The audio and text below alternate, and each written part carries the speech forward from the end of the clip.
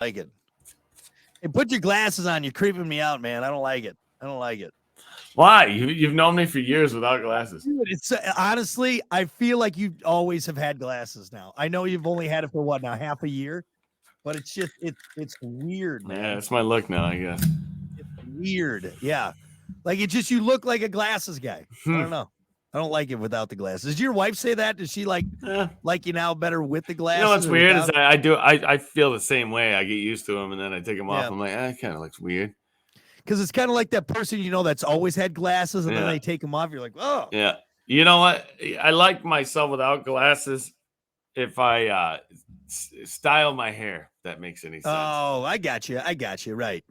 Otherwise, but throw the hat on, the glasses on. I'm almost like incognito, I feel like. I feel like I'm a spy or something. You're Superman. Don't get it. Yeah. Anyway, well, welcome to it. It is the Plan B After Show podcast. Brock and Hunter. Let's get right to it for another edition of Back in the Day. Let's go back in the day, July 19th, 1954, 69 years ago. In 1954, Elvis Presley had his very first single released by Sun Records. It was That's All Right, Mama, and the B-side was Blue Moon of Kentucky. I love Elvis. Love Elvis. Me too. It's the best. I mean, I got so much to say about Elvis. We've already really talked about it a lot on the show, but obviously Elvis himself married myself. The real Elvis, by the way. No, it was. I've explained it to you before. It was not the real Elvis, but okay, go on. It was the real Elvis. Was Tupac and Biggie there as well? The real Tupac. What? They might have been. They might have been in the back. No, but you know what? I've always had my cousin. It started with my cousin Kim Scheffler. She was a big. She's a racer. She raced her whole life, and she loved Elvis. I always looked up to her. Yeah. And like as a young kid, just her infatuation with Elvis kind of stuck with me. So even as a kid, listening to the music, and you know what, it's just an interesting story. The dude has got the voice from God. Yeah. Not to mention he's probably one of the best looking dudes, in a honest way, Yeah, come on. He's a great looking dude. He's a rock star, had it all, met the president. I mean, just the whole story around the thing is it's craziness, man. It is a very interesting life. A guy who came from nothing. I think a lot of people live vicariously through him. Yeah, I think so. I think any entertainer it pulls something. I think it's safe to say in any industry can pull something from Elvis. Yeah. Because he was rock, he was soul, he was gospel, he was country. I love Elvis, but I wouldn't leave my significant other around Elvis at any given point alone at any time. Yeah, as I say, I love him now, but maybe at the party I wouldn't love him as much. Yeah, because every woman in that room, Elvis, right there. I love Elvis. One of my favorite. Damn it, fucking Elvis, damn it. One of my favorite things is him leaving like his Vegas show, and he literally kisses every single woman as he's there's just a line, and he kisses every single one. I mean, is that weird? I've had those morbid thoughts before. Like being at a party with him, it would be like, it would suck. He would steal the show. This guy, if you listen to his music, he's just singing to women. Every song is like a love song. Yep. Every song tugs at your heart a little bit. I mean, my wife's gonna fuck Elvis. He's the original heartthrob, So okay, if Elvis came back like prime time Elvis, I'm talking like Elvis comeback special. That's always my favorite Elvis. Elvis comeback special. Okay, He comes back. All right, it's him. Yep. All right. Yep. And he comes to your house and he says, "Hey, what's up? I'm Elvis. Yeah. I'm gonna bang your wife." I mean, well, what? So first off, the first answer to that question, I don't have a choice. All right. Why are you even asking me? Right. You're Elvis. I'm me. I mean, are you gonna be mad at your wife for doing it? I honestly, I'd be like, can I get in on the action? Can I have? Hey, can I tape it and sell it at least? Can I make some money off of this? Like this is so weird. This conversation is really weird. But hey, I mean, we're talking about Elvis.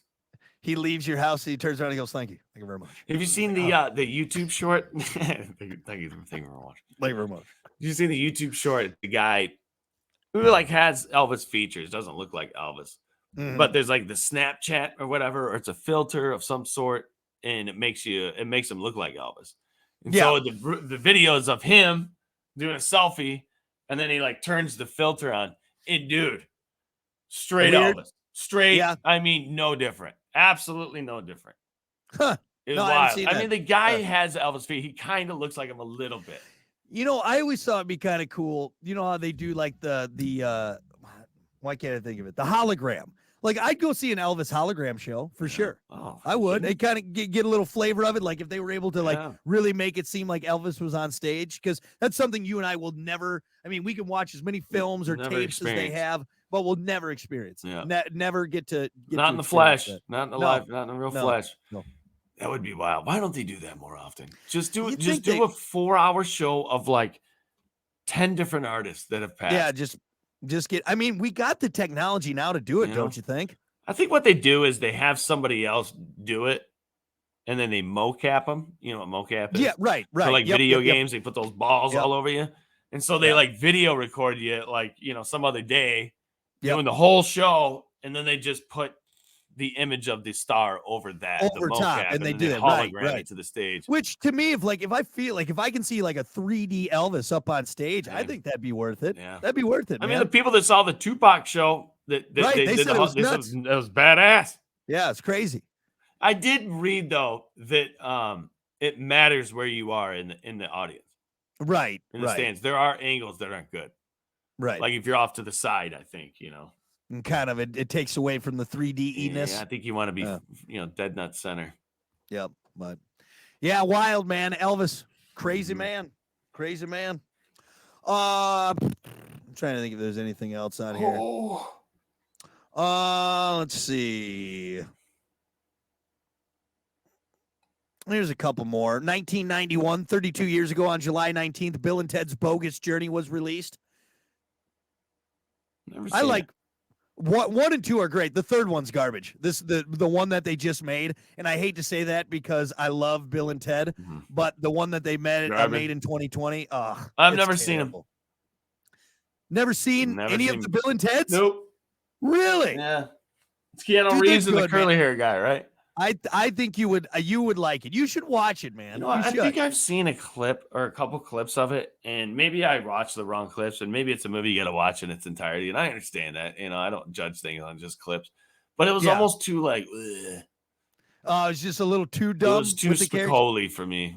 Yeah. And yeah. I'm Spicoli. I understand it. I'm, but you are Spicoli.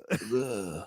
But I don't know. It's not. Maybe it's not my type of humor. Or You should watch it though. I think you should Yeah. watch it because it's significant enough Yeah. to check it out. So yeah, I'm not I would. gonna say much because, like I said, I haven't seen Yeah. it. So I like it though, except for the third one. The third one, again, I Mhm. love you, Bill and Ted, but the third one was garbage. try too hard or what? They did. They tried way too hard, and it just was not. And I don't want anyone to Hmm. feel any of the actors or like not knocking them, but it just they were I mean, the what'd you expect? yeah, the production company tried too hard to make that To happen, bring it, yeah. and it shouldn't have. It Too over shouldn't the have. top. Yeah. It's got to be natural. It's got to have that flow, much like Dumb and Dumber. Yeah, right. The second one was not good. Yeah. It was not good. They should have left it alone. Yeah. It wasn't terrible, but I mean, it's not. No, but right though, it's not. It doesn't hit the same. It doesn't hit the same. Anchorman 2, same way. Same thing. Over Like, it's just the top. Over the top, and you're trying too hard. So, Mhm. all right, you like this one? 1999, 24 years ago, on July 19th, Lou Bega released the debut album, A Little Bit of Mambo, featuring Mambo number 5. A little bit of Monica in my life, a little bit of Erica by my So side. hey, I always say this. You know what I'm about to say? But My cousin dated him for a week. yeah, she dated him. Here, was she in the song? I can't gotta remember which one was listen. she. Is Sonya in the song? Oh, I don't know. That's no joke. I remember this specifically because we were at my grandma's house and we were talking about it, and she was like, wasn't she sending emails or something? Or no, like she called and my aunt was talking to Lou Bega or something. Oh, really? Yeah. And she's like, yeah, I've been hanging out with Lou Bega for the week. I don't know if it was like maybe it was a fling or something. Yeah. I mean, according to the song, I'm Yeah. sure it was just a fling. He gets around Mr. Lou you Bega. know. But hey, Okay. it's kind of interesting. Where was Lou Bega born? I want to. I want to say, if I'm gonna guess, I have no idea, but Miami. Germany. Really? German-born artist Lou Really? Bega. Yeah, he was born in Germany. Yeah, No. he's German. Not have guessed that. No, right? When I read that, I'm like, what? That's a misprint. Yeah, Is he- German-born is he- artist Lou He's Bega. African American, right? No, Is he or no? Lou- I always thought he was. Lou Bega. He's a German singer. That's what it says on the Wikipedia. German singer Yeah. Lou Bega. David Lubega Balamazi, better known as Estate, is a German singer. Yeah, he was born in Munich, Germany. Huh. Let's see. I'm looking him up here. Yeah, I am too. He almost looks to an like Italian. He almost looks like Dominican, almost or like something. Yeah, like, Italian mother who came from Sicily and a Ugandan father. oh, okay. So he's Ugandan and Italian. Huh. Never knew that. Born in Germany. Right. Is that the only song he's got? Is that the No, only? I I mean, mean, sure he's got more songs, but like the only. I hit, mean, yeah, the CD didn't just come out with one, but that's the only one. Gun to my head, Fate of the World, name another Lou Bega song. I couldn't do it. No, I couldn't either. And hey, that's my job. I do that on the weekend. Right? I couldn't tell you. Do you still play Mambo Number 5? So That's yeah, sort of hit yes, or miss? I do, but it's becoming one of those songs where it's like, okay, I'm not gonna throw it into like the.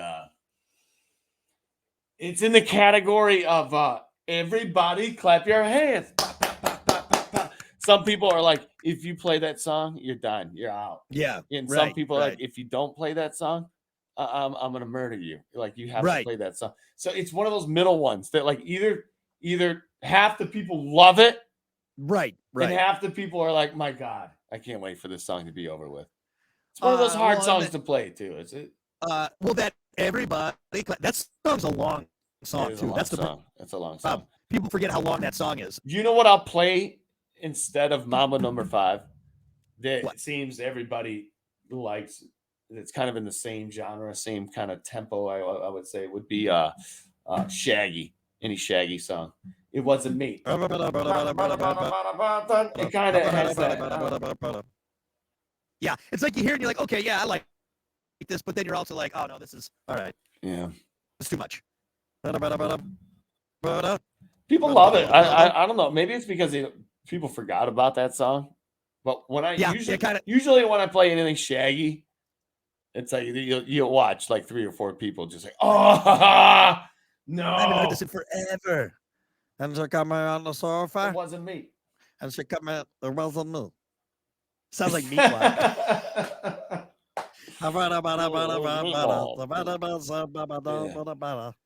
Yep. All right, last one. Enough of Lou Bega. This one, the only reason I'm bringing it up is because, believe it or not, I've never seen it. 16 years ago, on this day, July 19th, 2007, the first episode of Mad Men debuted on AMC. People love that fucking show, and I'm not saying it's a bad, but I've never seen it. And all because I didn't have cable and AMC, but I don't know what it is. What is it? Mad Men. It's the one with John Hamm, and it's about the advertising agencies in like the 60s. It's all about guys in suits smoking and drinking and women knowing their place, and and then the cultural. Dude, it's Don Draper, who was John Hamm's character. His suit is in the fucking Smithsonian. What? Like that's how big this show was, man. Yeah.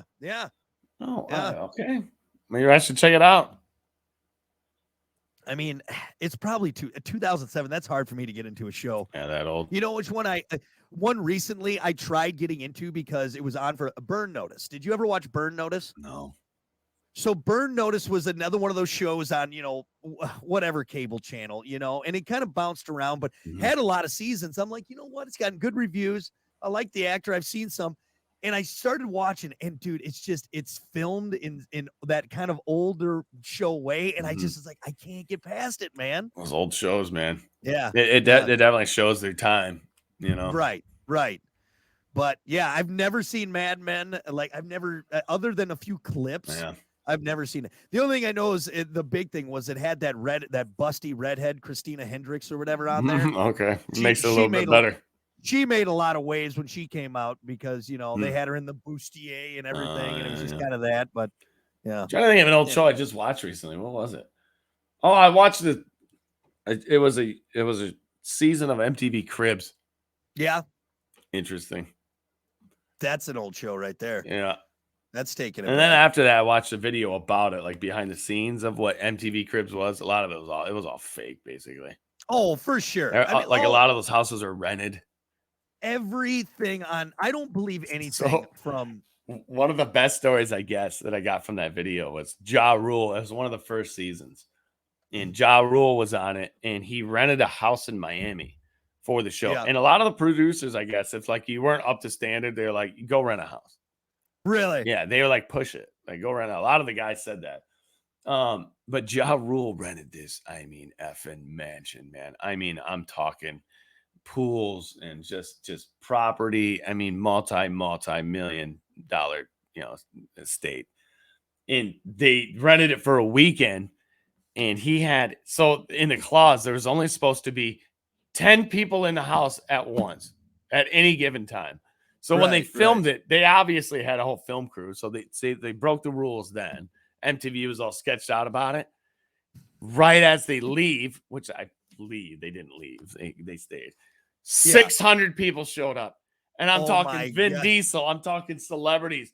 And dude, I guess they just trashed this house. And it was a big thing. MTV Cribs almost got sued because they put it on the show.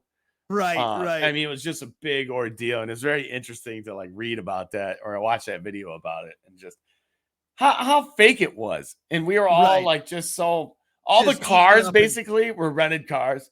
If you look at a lot of the videos, there's like rental company stickers on all the cars. And there we were, and that's the problem with society, is that we just gobble this crap up, man. We're just like, oh, look at this. They're living these extravagant, oh my, and it's all fake. Yeah. It's all The fake. second biggest fake one on that show was Bow Wow. And I know you'll love this really? one because about the plane, about him faking about being in a plane and whatnot. Yeah. Well, his MTV Crib thing was It was all fake. all fake, Ridiculous. all rented. That's all why I just fake. wish people would stop latching onto the Kardashians Mhm. and selling Sunset and what's that other one? Vanderpump Rules. It's like, guys, they're all actors. Yeah. Yeah, they may have lived a little bit of this life, but then once they got on this, it's all just everything is fake. Everything is just garbage fake. And Yeah. Yeah. And then who they did, so the third season, to wrap this up, is the second or third season, they did the Jackass crew. And Yeah. they filmed like Steve-O, or it was somebody else, or was it? No, it was Chris Pontius. And he had the crappiest apartment, and he had a truck. And he was like, no, I'm not going to go rent anything. He's like, come over. I'll show you what I got. This is real life. And so that was like the initial start of when they started doing like fun episodes of like Steve-O and his shitty apartment, Right, right. and like, so it just shows that like not everybody's living this glorious life that, they portray to be. right. No one is. It's all fake. I hate celebrities. Yeah. I'm just starting to really get to a point where I'm just tired of us having them up on this pedestal and just Yeah. stop it, everyone. Stop it. Anyway. All right.